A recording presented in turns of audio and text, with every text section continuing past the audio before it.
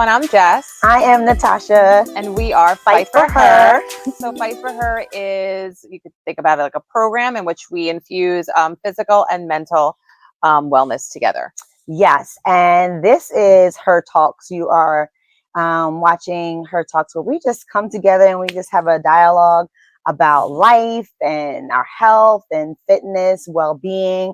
Full disclaimer, we are mental health professionals, but we are not your mental health professional. And we are definitely not dietitians or nutritionists. So anything that we say is just straight for educational purposes. You need to make sure you seek your medical professional of any kind, legal professional of any kind. Consult with them regarding any steps that you plan to take regarding your mental and physical health. So, before pause, make sure you subscribe to this YouTube channel if you are all about your mental health and your physical health and learning ways to take care of your mind and your body. Then the Fight for Her channel, YouTube channel, is just for you. So make sure you subscribe to this YouTube channel, and let's get right into the discussion for today, which is something we talked about. Two things we were talking about. I was telling you about the documentary on Netflix. You Are What You Eat, which is an interesting documentary. Have you definitely thinking about? And you were telling me about a friend. About friends and conversations we have regarding just like diets and wanting to improve our relationship with food and changing our eating habits. So that's kind of been a big topic in my life daily. And one thing we were talking about is that you have to eat. Like you do have to eat. We have to eat. Like have to eat. One of the things as women, when we start this whole dieting concept, is we think we need to not eat to lose weight, and then so we restrict ourselves. But you have to eat. Yeah, and I have been definitely had fallen through many different types of diets.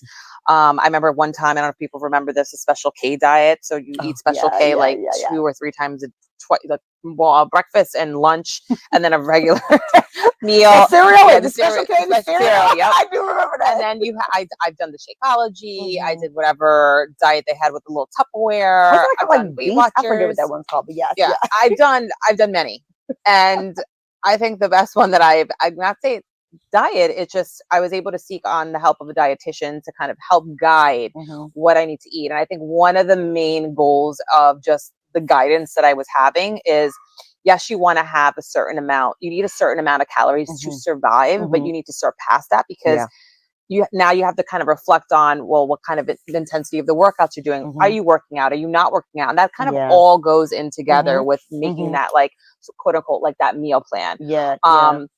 And also too, we talked about a lot about intuitive eating and being mindful where you're eating. And again, like not everything you eat is bad. And I love to enjoy food. That's one of the things I tell my dietitians, like I still want to be able to enjoy my glass of wine on the weekend or my pasta dish. But again, I'm not eating pasta every single day. And again, it's just the amount of making sure I'm being mindful of the amount of carbs, amount of protein, and amount of fat that I'm putting into my body. But changing that mindset is changing the mindset that I'm healthy eating, that I need food to survive. And I do need a lot of carbs because of the type of workouts that I do daily. And the intensity of my workouts. And going back to what you were saying about your history with dieting, I don't diet ever because I just love food. And the idea of like telling myself, no, you cannot have that is not fun to me. It stresses me out. Like I want to eat it if I want to eat it. I'm more mindful. But there was this one time I did go on a diet because I was trying to fit in this dress, which all of us women go through this of like, either we're trying to fit into a dress, we're trying to, look a certain way for an event or fit in, have this beach body for the summer, like whatever that is. And so mine was trying to fit into this dress. I had literally 5 or 7 days to do this. And my one friend, she and I were opposites. She would do a diet very quickly, but hates working out. I would work out. I work out for it all day if I had to, but not restrict how I'm eating. I want to eat whatever I want to eat. So she would always do a raw foods diet, and she would like drop pounds like this. So I was like, let me just do a raw foods diet so I can fit into this dress. Oh God. And I did double. So I raw foods diet, and then I did double workouts. So I did 2 a days. Wow. Workout. Yeah. Okay. I was on a mission. I had to finish this dress. Like y'all know what I'm talking about.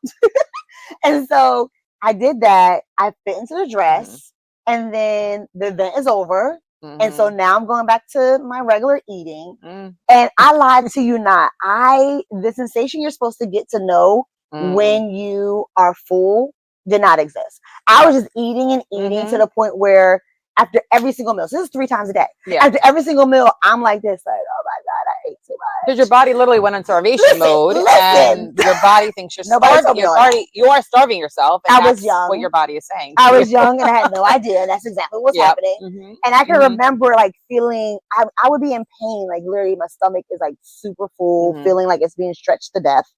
And my fiance would look at me, boyfriend at the time, like, what did you do to yourself? Like, why do you keep doing this to yourself? And it wasn't after like maybe the 3rd or 4th day of going through this, I realized it was that daggone raw foods diet. And I said, never again will I do a diet like that ever again. Like that was a restrictive diet, like only eating raw foods. Yeah. I dropped the pounds.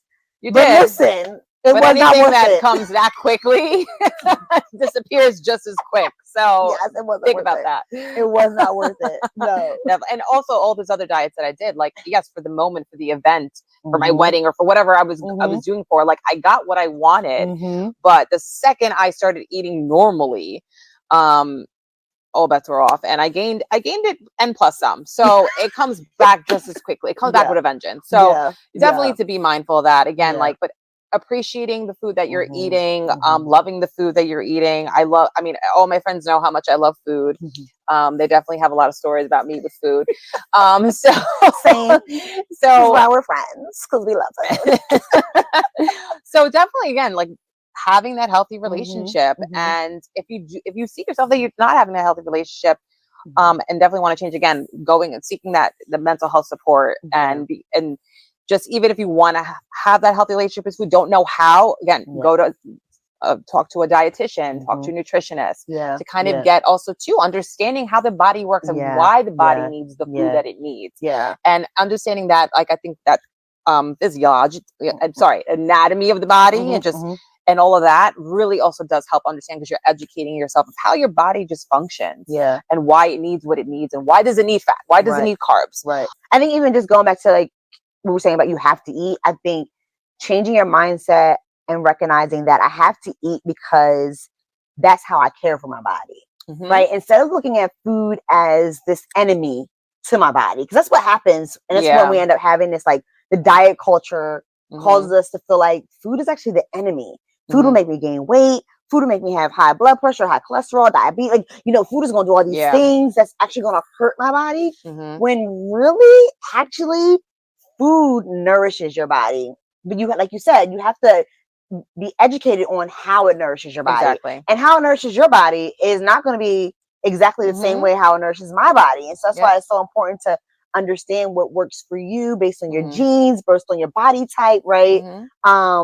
And then just learning in general, like, how food nourishes. And that's how you can have a better relationship with food. And it doesn't become this enemy where I'm not eating because it's just going to gain weight, or I'm not eating because this is going to make, this happen to my body, or, and then before you know it, you don't eat anything, or you restrict yourself so much that you're starving, and your body is fighting against you then, because then you don't lose the weight. Then you don't lose the fat, right? You're not understanding it. And you're having these cramps, these headaches, all these things. Yeah. So definitely making sure you have the healthy relationship with food. If you do not, definitely seek that help and support. It is out there,